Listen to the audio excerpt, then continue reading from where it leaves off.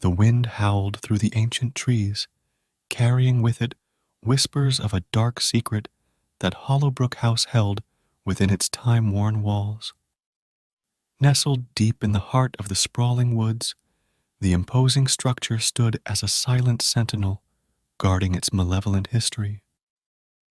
As the Carters pulled up the overgrown driveway in their weary sedan, they were met with the sight of their new home, its facade shrouded in ivy and shadow. The real estate agent had assured them it was a hidden gem, a steal in the housing market. Little did they know, Hollowbrook House was a name that sent shivers down the spines of locals. The first night in their new abode was marked by an eerie quiet, broken only by the occasional creaks and groans of a house that seemed to possess a sinister life of its own. Mrs. Carter tried to shake off the unease that settled upon her, chalking it up to first-night jitters. Days passed, and they settled into their new routine.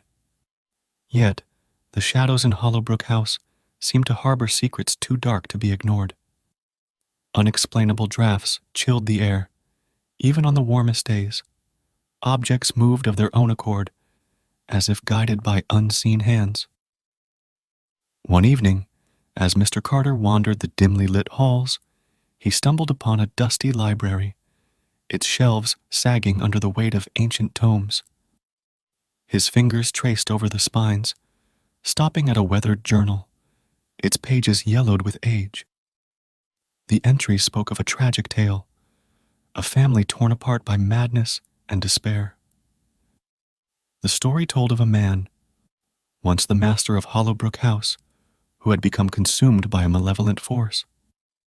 It whispered promises of power, of riches beyond imagination, in exchange for the souls of his loved ones. Driven to madness, he committed unspeakable acts, sealing the fate of his family and the house itself. As the days turned to weeks, the Carters began to experience a growing dread. Whispers echoed through the halls at night, accompanied by the faint scent of decay. The once charming garden now lay in ruins, choked with thorns and weeds that seemed to pulse with a sinister life. Mrs. Carter's once bright eyes now bore the weight of sleepless nights, haunted by specters that prowled the darkened rooms. She would often find herself drawn to the attic, a place they had yet to explore. It was there that she discovered a dusty trunk filled with relics from a time long past.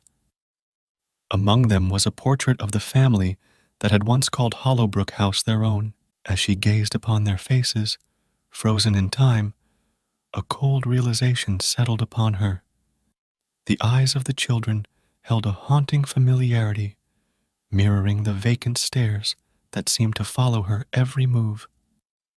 She fled the attic, heart pounding, the weight of the house pressing down on her.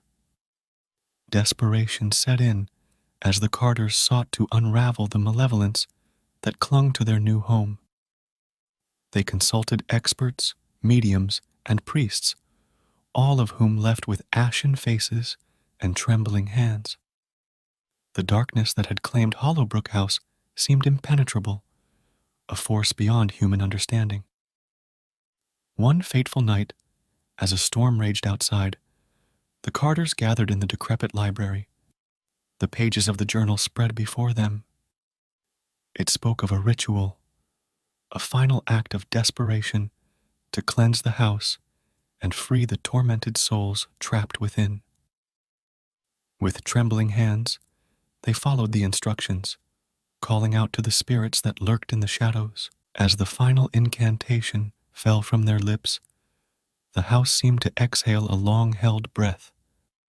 The air grew still, and an eerie calm settled over the once turbulent atmosphere. The weight that had pressed upon them lifted, replaced by a profound sense of emptiness. The Carters left Hollowbrook House, forever changed by the horrors they had witnessed. It stood in silence, a sentinel once more, its secrets buried deep within its time-worn walls. And as the years passed, the legend of Hollowbrook House grew, a cautionary tale whispered in hushed tones to those who dared to venture too close to the heart of the woods.